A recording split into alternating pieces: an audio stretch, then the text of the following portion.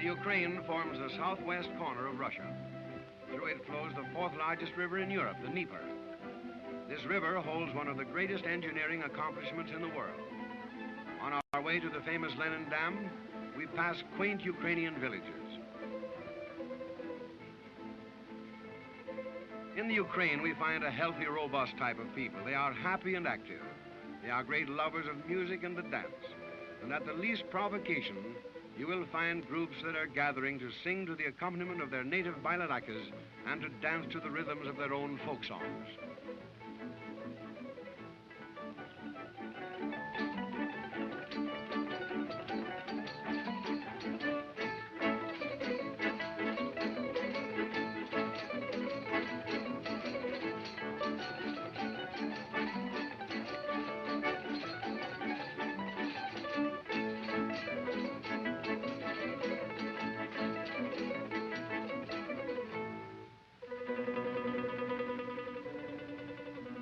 All through the Ukraine, we find lovely landscapes, and there is a poetic quality to their villages.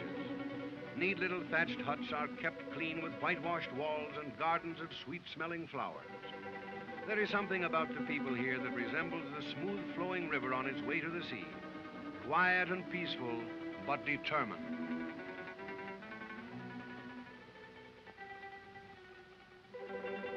Ten years ago, dangerous rapids blocked the central portion of the Dnieper. With unceasing force, the waters plunged down over the jagged rocks, between the forests on one side and the hills on the other.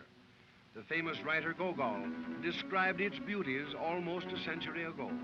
But these same rapids paralyzed shipping for over a distance of 100 miles. They actually divided the river into two separate halves. Here, one of the great dreams, first of Catherine the Great, and later of Lenin, has come true. They dreamed of locking the foaming river with a gigantic wall of cement and steel, raising the water level to cover the rapids, and harnessing the great water pressure thus created to spin huge dynamos that would give electric light and power to the whole countryside. Alexandrov, one of Russia's greatest engineers, was summoned, and he worked out the plans for the vast project. American engineers were brought to Russia, and they in turn brought American machinery and American methods.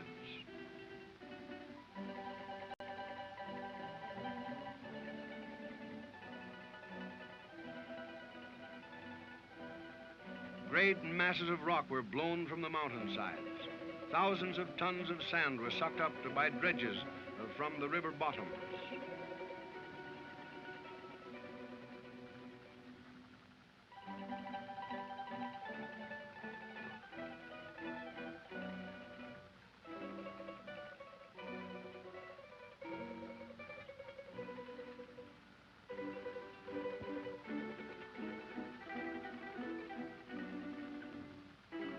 Railroads were built to transport all of this directly to the site of the dam.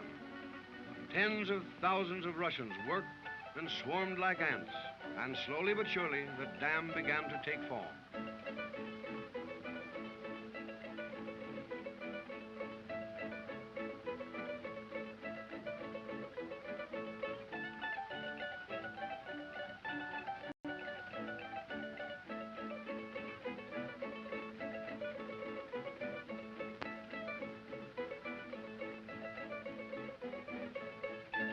But he who works must eat.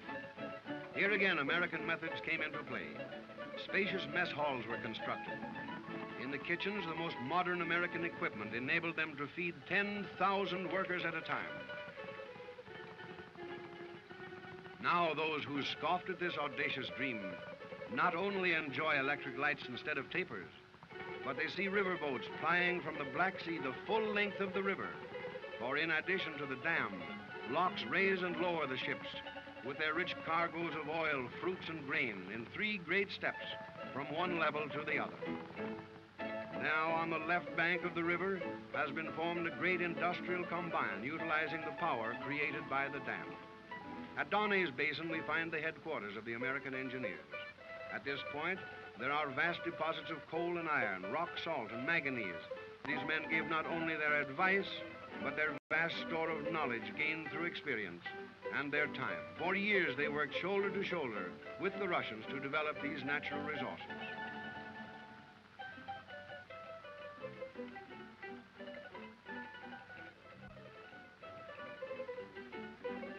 Here in the very heart of Russia, we find a truly American colony. The homes are built by Americans. They have their own schools and churches and apartment houses. The children play American games, and because of the many years spent here, life takes on the aspect of an average American community.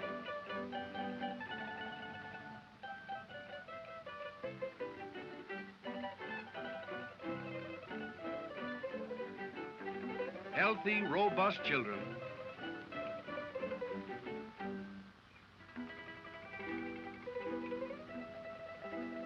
and jovial fathers.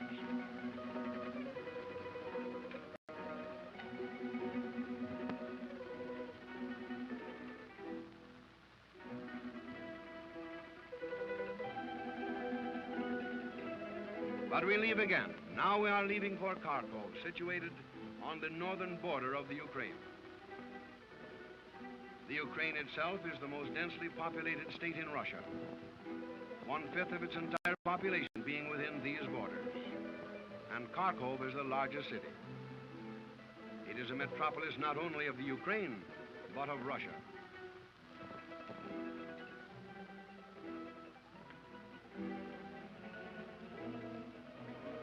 Students are sent from the most distant parts of Russia to take advantage of the educational facilities that are here in the University of Kharkov. There is a vast difference in the city of today and the Kharkov that was founded early in the 17th century.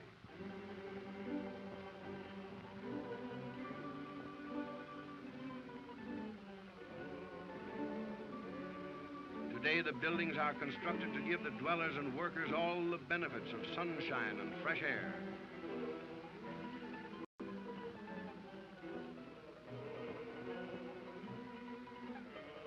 Great power developments have necessitated the building of new industries.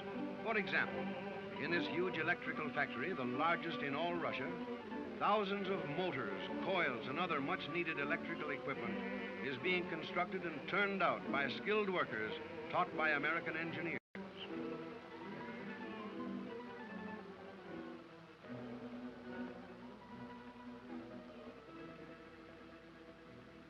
In walking through the streets of Kharkov, there is a constant fever of construction. New buildings are going up, new roads are being paved, new pipelines being laid. Everywhere, they seem to be trying to make up for lost time. Its great university, its huge factories, and its museums and libraries make Kharkov one of the cultural centers of Russia. Its many railway lines connecting it with a great part of the nation are arteries that enable you here to feel the pulse of new Russia. Through here pass the spices from the south, the furs from the north, fruits, cotton, and wines. And here the junction is being built on soil that was unused before, the largest office building in all Europe. There are many evidences of great advancement in all parts